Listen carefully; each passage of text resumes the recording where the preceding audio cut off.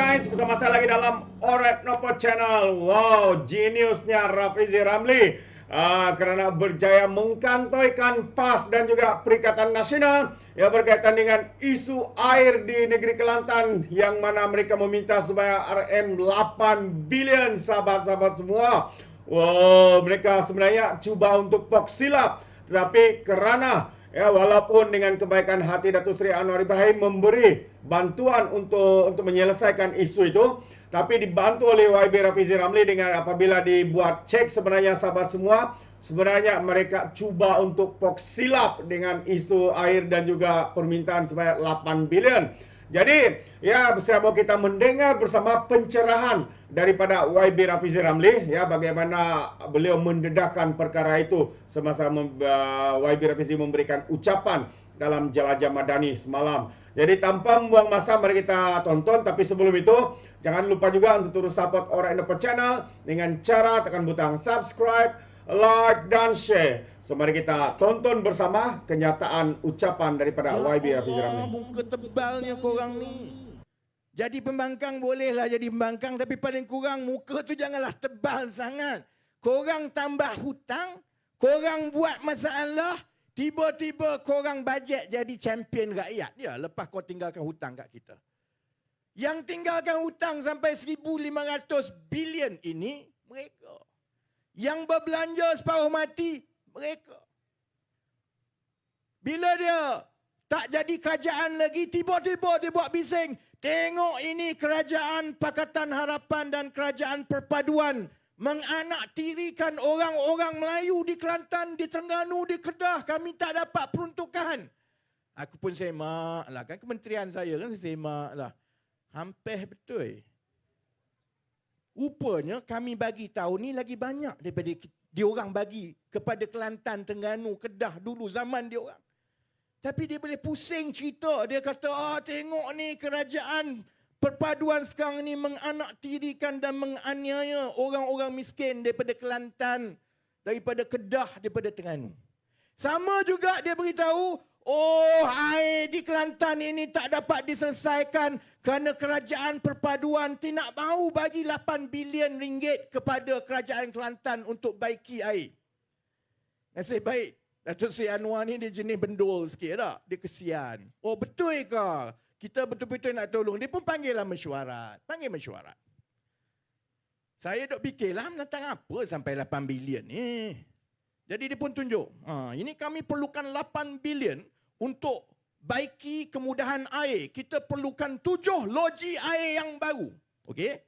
Dia pun tunjukkan. Yang ini 500 liter, juta liter sehari. Aku pun dah lupa. Dia 500 ribu ke 500 juta? Mana Amir ni, Menteri Besar?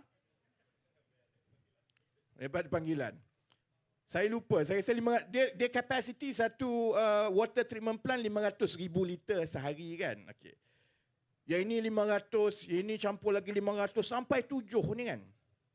Kemudian kami tanya, sebenarnya kamu nak sampai 8 bilion bina sampai 7 loji rawatan ni, sebenarnya berapa je permintaan dan penggunaan air yang diperlukan ni? Dia pun beritahu, saya pun tanya, kalau ikut tu bukannya kalau dapat satu lagi loji rawatan air tambahan, bukankah dah cukup untuk satu negeri Kelantan? Tak apalah, kita minta je. Saudara-saudari, bila kita tengok-tengok balik, yang dia duk cerita kat semua orang, 8 bilion yang tak diberikan. 8 bilion itu belanja untuk 7, saya tak silap saya, 7 loji rawatan, yang diperlukan satu je. 6 lagi tu dia pandai-pandai tambah, kod-kod nak bagilah kat kita. Boleh main duit rakyat, minta kod-kod nak bagi, saudara-saudari. Kau ingat duit siapa? Zuraida pun tak bagi tau kalau minta dengan dia. 8 bilion sebenarnya yang diperlukan selama ini hanya 1 bilion lebih je. Sebab itu Kerajaan Persekutuan di bawah Datuk Seri Anwar Ibrahim kata kita boleh selesaikan, insyaAllah orang Kelantan sila dengar. Sebelum saya sampai ke Kelantan nanti cerita saya. Sebenarnya boleh je selesaikan, insyaAllah. Sebab dia tidaklah sebanyak yang mereka sebut sampai 8-9 bilion yang disebut sebelum ini. Sebab dia pandai-pandai tambah 4-5 loji rawatan baru yang sebenarnya tidak pun diperlukan bila dilihatkan kepada permintaan dan penggunaan air bersih tiap-tiap hari di Kelantan. Ini jenis apa ni? Sebab itu saya berani cakap, kalau berani saman, saman. Saya tak takut kena saman sebab benda ni saya dah tengok, saya dah tanya, mereka pun tahu. Jadi saudara-saudari, kita berdepan dengan parti lawan kita yang ikut suka dia pusing cerita. Zaman dia benda tu jadi teruk macam mana pun tak apa, alhamdulillah negara kita berkat. Mari zaman kita walaupun baru 6-7 bulan, walaupun keadaan lebih baik, angka semua menunjukkan keadaan lebih baik. Dia kata Allah, rakyat kita ni teruknya lah, terseksa sebenarnya. Sebab itu kita wajib sebagai orang Islam, kita kena tukar kerajaan negeri. Saudara-saudari, sebab itu saya harap, saya tak bimbang sangatlah dengan pengundi-pengundi di Selangor. Sebab pengundi-pengundi di Selangor tahu bahawa ahli politik ni, saya ke, Amir ke, Azmin ke, Zuraida ke, kami boleh temberang. Saya tahu. Saya pernah jadi di tempat saudara-saudari, berada di luar politik. Saya pun kadang-kadang tengok, ya, saya pun masa saya tak ada dalam politik 4-5 tahun lepas, saya kata, ya, dia orang ni temberang je ni. Tapi saya tahu rakyat Selangor juga telah ada pengalaman melalui proses menukar kerajaan. Rakyat Selangor boleh memilih, tolak ke tepi semua TikTok tak TikToknya, sentimennya semua. Kerana akhirnya kita kena berpaksikan keputusan kita kepada perkara yang berfakta, ilmiah dan yang hakiki. Kalau nak cerita pasal ekonomi, tengok kepada angka rasmi. Kamu boleh sembang kencang, harga barang tuntang-tuntang semua, tapi inflasi turun. Jawab yang itu dulu. Jawab yang itu dulu. Kamu boleh cerita baju ketat tak baju ketat, tapi bila semak, tak ada pun peraturan bertukar macam itulah daripada dulu. Jadi macam mana kamu boleh kata bila kerajaan bertukar baju boleh jadi ketat tiba-tiba? Sama juga, kamu boleh cerita pumpang-pumpang kerajaan semua ini menafikan, menzalimi semua. Bila kita semak, kau nak beritahu, kau nak simpan malu tu kat mana bila kita tunjukkan dalam parlimen kerajaan perpaduan bagi peruntukan yang lebih besar kepada negeri-negeri Kelantan, Terengganu dan Kedah berbanding masa zaman diorang jadi kerajaan dulu pun. Jadi letakkan kepada fakta. Kemudian saya tahu juga rakyat Selangor cukup faham bahawa nilai sebenar sesebuah pentadbiran daripada mana-mana parti bukan diletak kepada cerdiknya dia berceramah, bukan diletak kepada hebatnya dia naik motor dengan kapcai semua puluh-puluh ribu. Dia terletak kepada pemahaman pentadbiran dan kepimpinan pentadbiran itu kepada isu-isu yang dekat dengan nadi rakyat dan juga kreativiti untuk menyelesaikan masalah-masalah itu yang kemudiannya disertakan dengan pentadbiran yang tata kelolanya baik, tidak ada rasuah dan tidak ada penyelewengan. Jadi kalau kita ambil perkara begitu, saya Menteri Ekonomi. Itu kerja paling tak happy lah sekarang kan. Jauh lagi happy dulu naik truk berkempen saja. Jadi Menteri Ekonomi dalam keadaan saya dan kerajaan mewarisi ekonomi yang strukturnya cukup lemah selepas berpuluh-puluh tahun. Dalam keadaan kita sedang mengalami tanggapan seluruh dunia bahawa ekonomi dunia akan lebih perlahan dan mungkin menguncup pun. Dalam keadaan yang ketidaktentuan di Amerika Syarikat, sekejap nak naik kadar faedah, sekejap tak nak naik, sekejap nak naik balik, sekejap bank nak bankrupt, sekejap tak boleh bayar gaji, sekejap bajet tak lulus. Dah 6 bulan dah ketidaktentuan itu sampai sekarang tak habis-habis. Dalam keadaan negara China iaitu rakan dagang besar kita yang mempengaruhi kedudukan ekonomi kita kerana ekspor dan import kita banyak dengan negara China juga. Dalam keadaan sampai sekarang negara China masih belum mendapat rentak untuk pertumbuhannya lebih rancak selepas mereka buka kembali ekonomi selepas COVID-0. Jadi Kalau Azmin nak jadi Menteri Ekonomi balik, saya beritahu ke Azmin, kalau kau cerdik Min tak payahlah. Banyak kerja lain lagi. Kerana ini tugas, kalau kau tak sakau duit, ini tugas yang paling sebenarnya tak berbaloi. Jadi tugas saya sebagai Menteri Ekonomi dalam membantu Datuk Seri Anwar Ibrahim dan Kabinet Negara melalui zaman yang sukar ini. Bila kita tengok balik, kita kena bermula, bila kita mengenal pasti masalah itu, kita kena bermula dengan diagnosis yang betul. Kalau sakit gigi, pergi jumpa doktor gigi, jangan pergi jumpa doktor tanam rambut. Dia tak kena.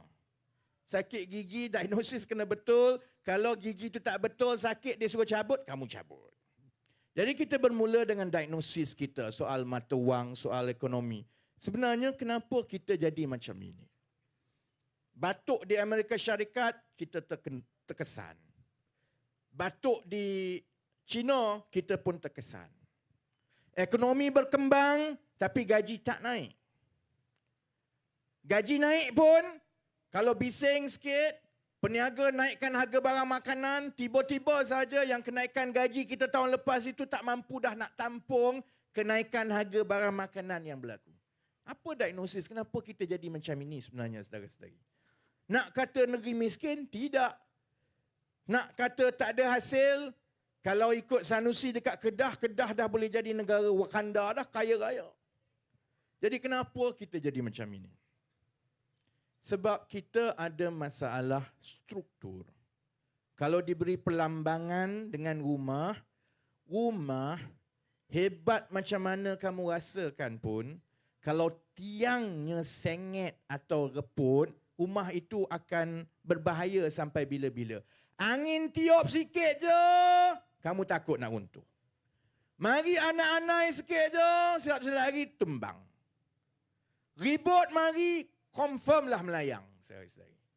Itulah ibarat ekonomi kita sekarang. Kerana struktur ataupun tiang yang menjadi asas ekonomi kita ini sudah lemah. Dan oleh sebab itulah kita menjadi cukup sensitif kepada benda-benda yang berlaku di luar kita. Bila Amerika Syarikat naikkan kadar interest secara berturut-turut dalam tempoh 12 bulan yang lepas, kesan dia begitu besar kepada kita kerana orang tak nak lagi simpan duit di negara ini. Ada 2-3 jenis orang yang berurus niaga dolar ringgit ini. Orang selalu kata, oh ini kalau ringgit teruk ni sebenarnya sebab pelabur asing FDI tak masuk. Saudara-saudari, FDI itu tak adalah kesan sangat dengan ataupun tak adalah memberi kesan sangat kepada nilai mata wang. Yang bagi kesan ni ada 2 kumpulan ni.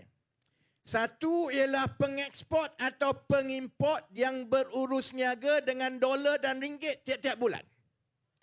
Kalau dia jual, ekspor dia keluar negara, dia akan dapat bayaran dalam dolar. Baik, saya nak tanya saudara-saudari.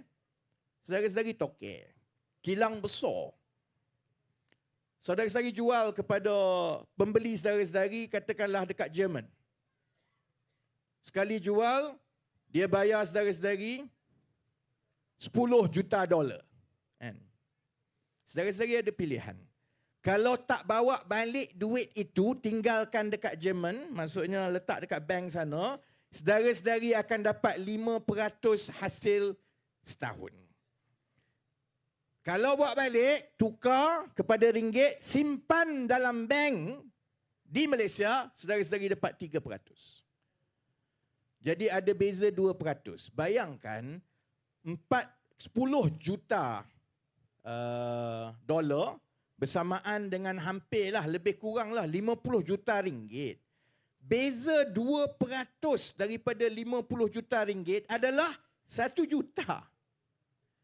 Jadi dia fikir, apa aku buat balik, aku simpanlah sebab nanti interest sana lagi tinggi.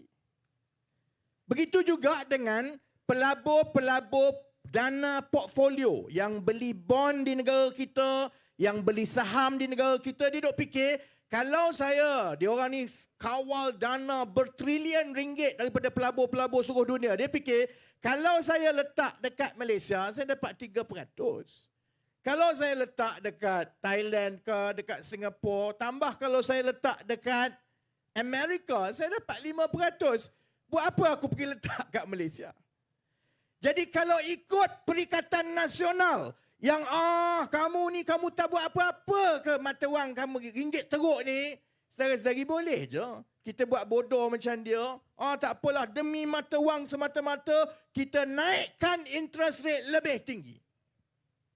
Boleh saudara-saudari. Dia naiklah mata wang tu. Tapi apa jadi kepada rakyat biasa yang kena bayar pinjaman, yang kena bayar pinjaman kereta, yang PTPTN-nya.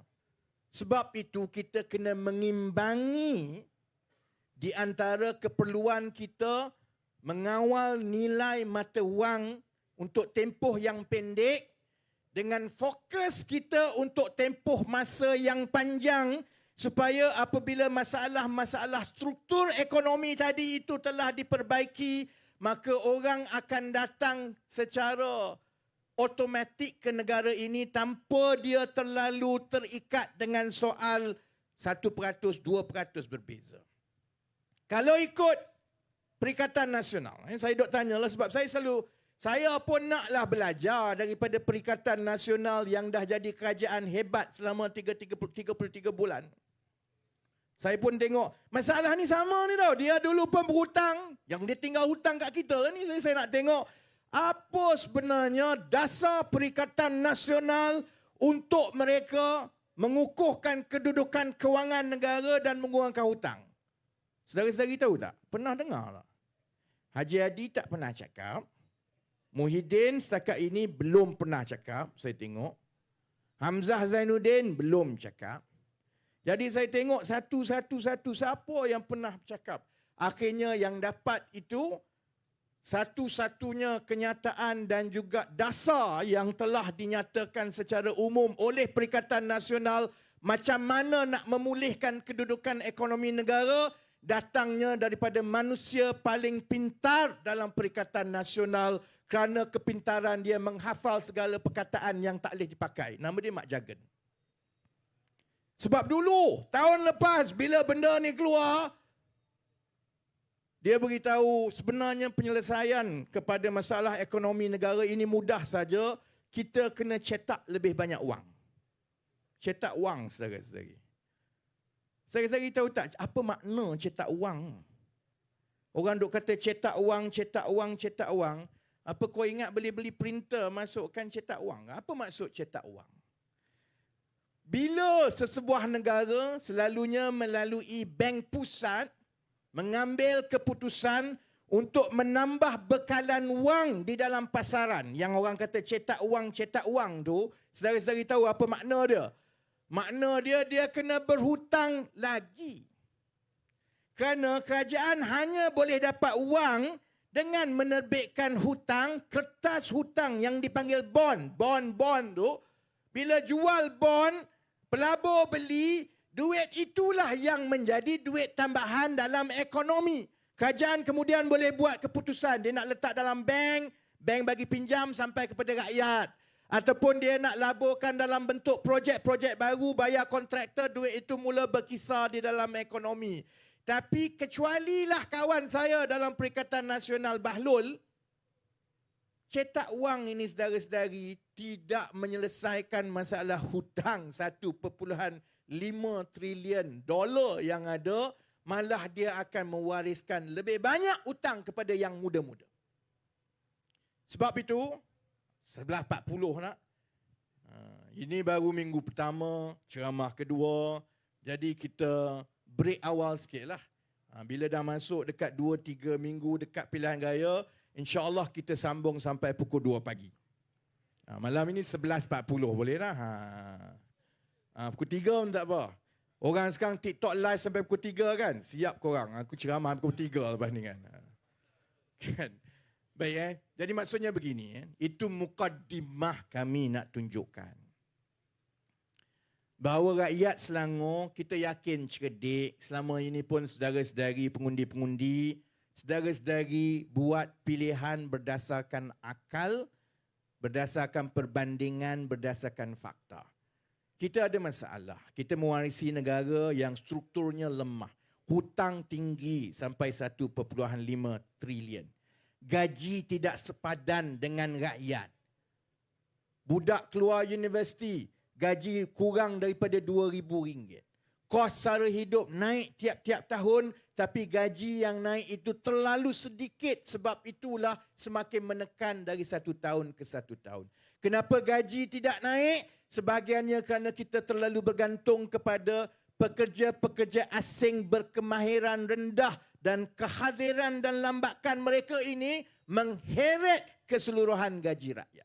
Pada masa yang sama juga, bila kita banyak pekerja asing berkemahiran rendah, dia tidak ada insentif kepada syarikat-syarikat untuk mereka mula melihat kepada aktiviti bernilai tinggi yang perlukan engineer, developer yang tinggi, yang boleh dibayar gaji tinggi. Ini semua masalah-masalah struktur yang saudara-saudari juga tahu tidak boleh diselesaikan dalam tempoh hatta 1 tahun pun. Saya tak kisah kalau orang tanya saya, kenapa kerajaan sampai sekarang ni masih lagi belum boleh memulihkan ekonomi. Saudara-saudari, kalau kau boleh buat dalam tempoh 6 bulan, silalah, korang akan menjadi Menteri Kewangan terbaik seantero alam. Cubalah. Tak boleh, saudara-saudari, dia ambil masa kerana bukan sahaja memerlukan dasar, dia juga memerlukan perubahan sikap rakyat. Yang contohnya, bila kita terlalu bergantung kepada pekerja asing, sebab semua banyak benda yang bawah-bawah ini semua pekerja asing buat. Kalau kita nak mengubah struktur itu, maksudnya ada benda yang kita kena mula buat sendiri. Kita selama ini tak nak bercucuk tanam. Kita pandang rendah soal bercucuk tanam. Sehingga kan kita kena mengimport banyak makanan. Bertahun-tahun kita cerita pasal harga barang. Tapi pentadbiran demi pentadbiran, tak ada yang cuba menumpukan untuk membina infrastruktur pertanian moden yang kami buat sekarang. Jadi sebab apa? Sebab selama ini orang kata, alah petani buat apa, baik saya jadi scammer. Sekarang ini kita kena ubah sikap kita juga supaya kita yakinkan anak muda, bina infrastruktur yang baik supaya menjadi usahawan tani moden itu ialah pekerjaan yang setaraf dengan engineer, dengan arkitek. Baru kita boleh selesaikan dalam tempoh 3-4 tahun akan datang. Kerajaan dah buat dasar, saudara-saudari. Saya sekarang ni kadang-kadang orang terlupa, kau ni Menteri Ekonomi ke Menteri Pertanian? Memang saya tumpu bab keterjaminan makanan sebab itu soal ekonomi. Itu soal harga barang rakyat, itu soal import kita. Tapi ia juga bermakna lebih banyaklah anak-anak muda yang kita galakkan mula menjadi peniaga dan usahawan tani. Dia memerlukan juga perubahan sikap daripada masyarakat kita. Jadi semua ini tak boleh berlaku serta-merta.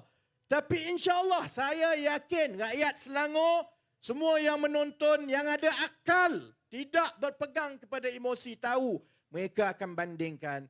Memang betul pelaburan untuk masa depan ini akan ambil sedikit masa untuk membuahkan hasil. Tapi mereka ada rancangan, ia sedang berlaku, hasil itu sedang berlaku tiap-tiap bulan dan bila mereka bandingkan dengan prestasi Perikatan Nasional Pembangkang 33 bulan yang lepas, saya yakin mereka tahu.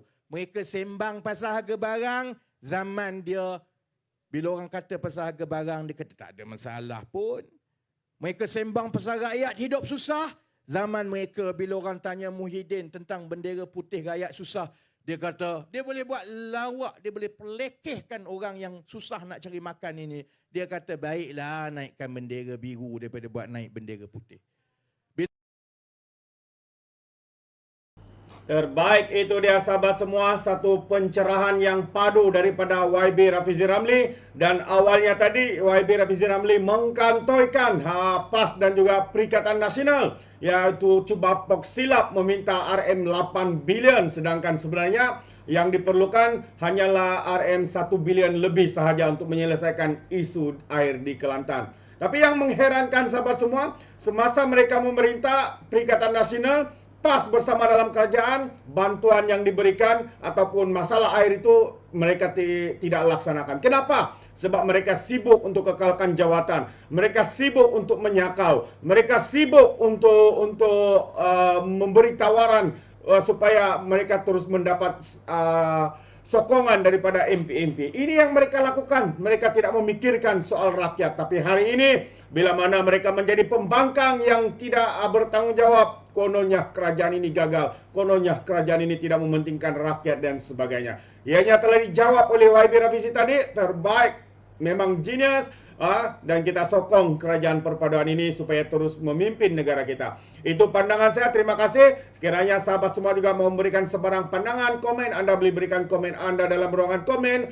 Tapi ingat, komen dengan cara berhema. Jangan menjadi seperti walaun-walauntit, lebay-lebay, geng sapu bersih. Termasuk juga geng takut Anwar, GTA. Apabila mereka memberikan komen penuh dengan hasutan, kebencian dan juga fitnah-fitnah melampau. Sepertinya mereka tidak punya otak, mungkin karena otak mereka tertinggal di dasar Laut Selat Melaka. Alright, sesampai di sini saja izinkan saya untuk mengundurkan diri. Dan seperti biasa, peribahasa mengatakan, tapapun kangkap, 2 tahun keinginan. Dalam bahasa Belanya, tepuk dada, tanya selera. Sekian saja daripada Alright Dapat Channel. Sekarang kita berjumpa lagi dalam info dan update yang seterusnya. Sekian, bye-bye.